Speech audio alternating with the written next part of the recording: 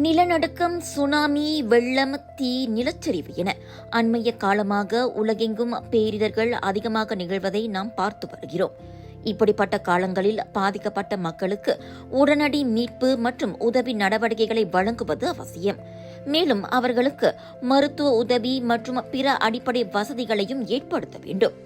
பேரிடர் காலத்தில் இப்படி இதுபோன்ற வசதிகளை நிர்மாணிப்பு செய்து பாதிக்கப்பட்ட மக்களை மீட்சி பாதைக்கு கொண்டு வரும் பணிகளை அனைத்துலக அளவில் செய்து பெயர் பதித்துள்ளார் மலேசியாவைச் சேர்ந்த ராஜசேகரன் குப்புசாமி. DRR வந்து is a structural flow. 5 phases, very important is DRR 5. DRR, what is DRR? Disaster Risk Reduction. Okay, or they call disaster risk response.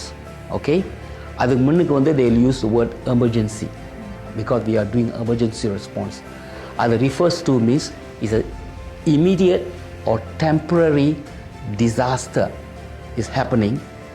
How to focus on mitigating the disaster, helping the people who are in need at that temporary situation. For example, என்னோட specialty வந்து crisis zone. Let's take a normal non-crisis conflict, like we have here this flooding. Okay, that's also disaster risk response. So அதுக்கு 5 processes தேவைப்படுது whenever you do. First is that pre-crisis. How do you do preparation? Okay, studying the situation, getting the data from different agencies like meteorological department, drainage department, okay, what do you call smart response rescue and research department. And the department on the preparation, one first phase. Second phase in the response during crisis. How are we responding?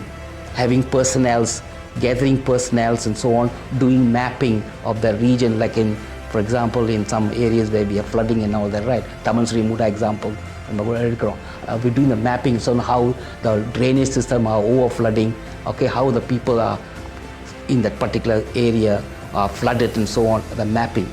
The second response is short-term recovery. How to do recovery? Giving them temporary shelter, giving them water, giving them food, giving them medical support. Okay, and then the next is called stabilization. Okay, you stabilize them by providing the agencies to support them. Okay, after stabilization is recovery. The last fifth level is recovery. Adha on the disaster response mechanism.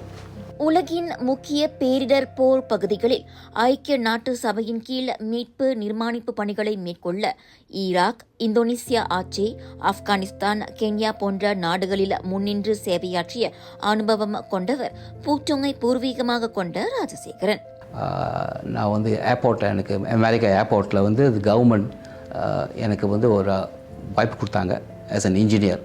அந்த டைமில் வந்து 1991 வந்து புதுசாக வந்து Denver international airport அவங்க கட்டினாங்க. So அதில் வந்து நான் ஒரு இன்ஜினியராக ஃபர்ஸ்ட் ஏஷியன் இன்ஜினியராக ஆகினேன் அங்கே அந்த ஏர்போர்ட்டில். ஸோ அந்த ஏர்போர்ட்டில் படிக்க முடிச்ச கையோட வந்து 1994 மலேசியன் கவர்மெண்ட் வந்து நம்ம KLIA 1 அவங்களுக்கு வந்து பிளானிங் பண்ணாங்க, ஃபீஸிபிலிட்டி ஸ்டடி. ஸோ என்னோடய ஏர்போர்ட் வந்து டென்வர் இன்டர்நேஷ்னல் ஏர்போர்ட் வந்து ஒன் ஆஃப் தி ஏர்போர்ட்டில் வந்து ஃபீஸிபிலிட்டி ஸ்டடி வந்தாங்க.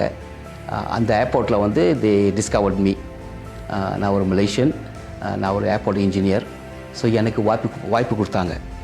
MAB சொல்லுவாங்க, மலேசியன் ஏர்போர்ட் பிரஹாட்.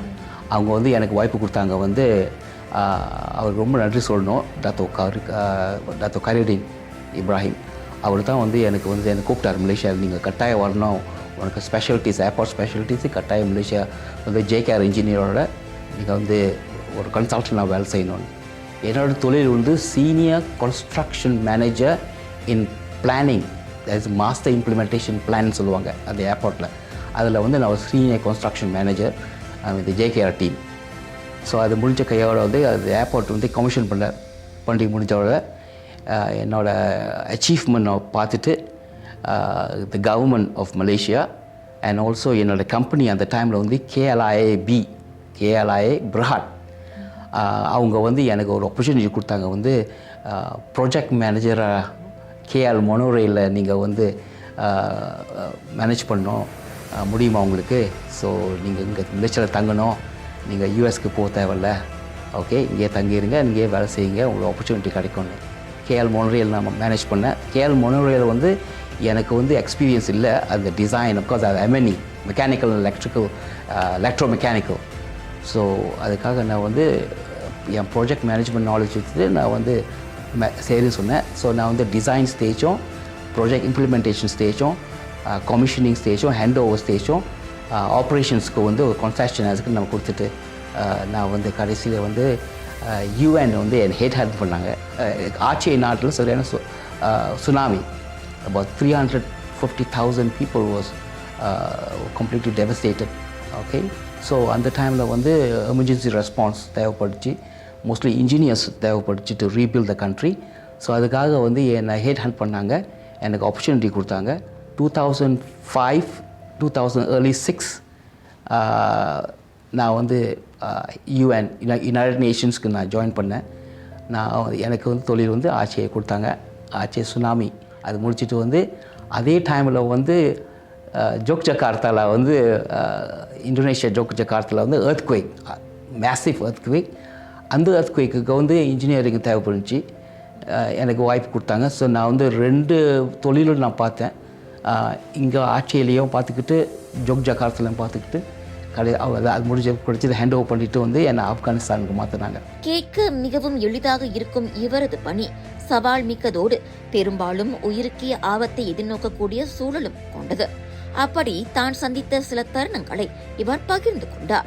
மோஸ்ட் சேலஞ்சிங்கான ப்ராஜெக்ட் வந்து ஆப்கானிஸ்தான் எனக்கு வந்து வாய்ப்பு கொடுத்தது வந்து 2009 ஏர்லி 2009 கொடுக்கும்போது அந்த டைமில் வந்து வாய்ஸ் போர் வித் தாலிபான். அந்த டைமில் வந்து மெனி ஆஃப் த இன்ஃப்ராஸ்ட்ரக்சர் அந்த ஆப்கானிஸ்தானில் நீங்கள் எப்போ பார்க்குறீங்களா, இந்த காசாவில் பார்க்குறீங்க, லெபனானில் பார்க்குறீங்க, யூக்ரைனில் பார்க்குறீங்க, அதே மாதிரி சிச்சுவேஷன் வந்து ஆப்கானிஸ்தான் அந்த டைமில். And I was there and I built the hospital and I commission the hospital. அந்த டைமில் இருக்கும்போது எனக்கு என்னோட உயிர் எப்படி சொல்கிறது தமிழில் வெரி பிளெயின்லி வந்து I was holding my life in that situation. But most of the time, I was in the front line and I was in my death and capture is very high. No doubt, எனக்கு protection இருக்குது, army protection இருக்குது, police protection இருக்குது, and the United Nations protection இருக்குது. ஆனால் வந்து when working in this kind of war zone, you'll never know unpredictable because the people there are being completely brainwashed. Okay, and if you see a UN person, it's enemy. இப்படி தனது அனுபவங்களை பகிர்ந்து கொள்ளும் இவர் ஒவ்வொரு நாட்டுக்கும் படைபலம், மேம்பாட்டு வசதிகள் இருப்பது எவ்வளவு முக்கியமோ அந்த அளவுக்கு ஈடாக முக்கியமானது emergency disaster risk reduction response எனப்படும் அவசர பேரிடர் ஆபத்தை குறைக்கும் நடவடிக்கையாகும். இந்த அம்சங்கள் மலேசியாவில் இருந்தாலும் இவை அனைத்தும் ஒருங்கிணைந்த முறையில் பேரிடர் ஆபத்தை குறைக்கும் வகையில் இல்லை என தனது அனுபவத்தில் கூறுகிறார் ராஜசேகரன். ஸோ திஸ் ஏஜென்சி வந்து அந்த நக்மான ஒரு ஏஜென்சி, பெரிய ஏஜென்சி, நேஷனல் லெவல் ஏஜென்சி இருக்குது. அவங்க வந்து very good information providing real time information. ஆனால் வந்து அவங்க வந்து கவர்னிங் பாடியாக இருக்கணும், ஒரு advisor உட்காந்துருக்கணும், monitor each and every decentralized agency to make sure that they are implementing. Do not wait for something to strike and then move and implement. You must always forecast that disaster is going to happen. Okay, disaster is happening everywhere in the whole world, but we have to be prepared. இப்போ நம்ம வந்து ஒரு வீடு கட்டுறோம், வீடு கட்டி முடிச்சாலும் நான் வந்து ஹேண்ட் ஓவர் பண்ணுறோம் கீ உங்ககிட்ட. நான் தானே வந்து வீடை மெயின்டைன் பண்ணணும், வருஷம் maintain to prevent the leaking, to prevent the wall from cracking, floors from flooding and all that. So we have to maintain it.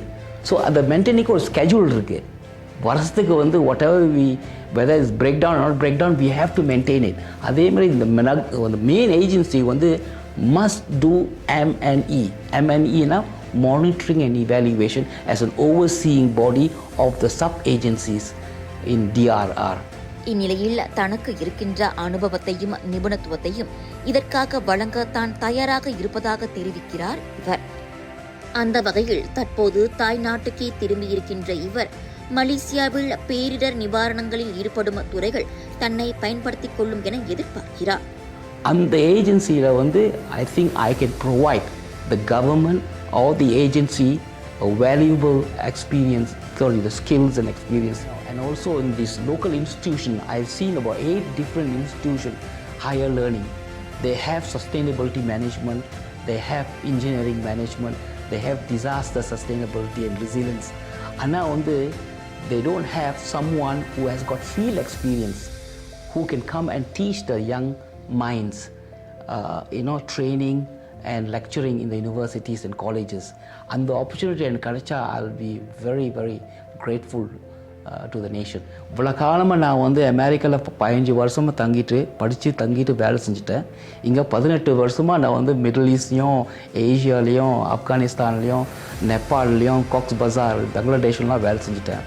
UN under the UN flag. இவ்வளோ காலமாக நான் வேலை செஞ்சுட்டு நான் என் நாட்டுக்கு நான் கட்டாயம் வந்து I have to give back sincerely, மனசாட்சியில் சொல்கிறேன். Okay, I'm retired. Okay.